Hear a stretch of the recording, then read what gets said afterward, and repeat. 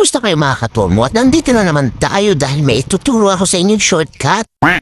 Nandito nga pala tayo ngayon sa Quirino Highway, dito banda sa may SM Novaliches. At kung nagtataka kayo bakit hindi traffic ng mga araw na to, kasi nga linggo tayo gumagawa ng mga shortcuts. Andito na nga pala tayo sa may tapat ng Alfred at medyo pabilisin natin yung video. Alam niyo naman dito pa nag-traffic, abay grabe na. Pinoy hanggang SM Novaliches to Mindanao Avenue. Abay talagang susuko ang mga tuhod nyo. Kaya eto mga katormo, kapag malapit na kayo dito sa may STI, ay kumanan kayo dito sa may Diamond Avenue. At kung ituturo kong shortcut mga katormo, ay parang medyo naman mabawasan yung traffic na dadaanan nyo.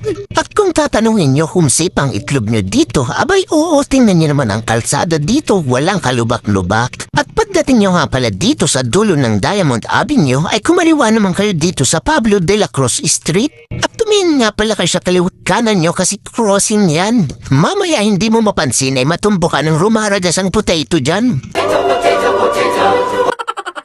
At mabalik tayo mga katormo, diretsuhin nyo nga lang pala itong Pablo de la Cruz Street. At pagdating ko nga pala dito sa may bandang unahan mga katormo, napansin ko na medyo traffic. Pero huwag kayo mag-alala mga katormo kasi nasaktuan lang talaga ako ng mga oras na to. Totoo yan, bola lang yan. At malapit na rin naman tayong makalabas. Totoo nga pala mga katormo, kung naghahanap kayo ng mga magandang bulaklak, abay may mga nagtitinda dito. Ayan, pansinin nyo sa kaliwat kanan ko. At eto mga katormo, malapit na nga pala tayo makalabas sa Quirino Highway pa rin. Pero at least kung medyo traffic dun at tuhod talaga, abay medyo makakalis kayo ng traffic. Huwag nyo lang pansinin yan traffic sa harapan ko. Kasi medyo napapayan na ako kasi akala ko walang traffic dito.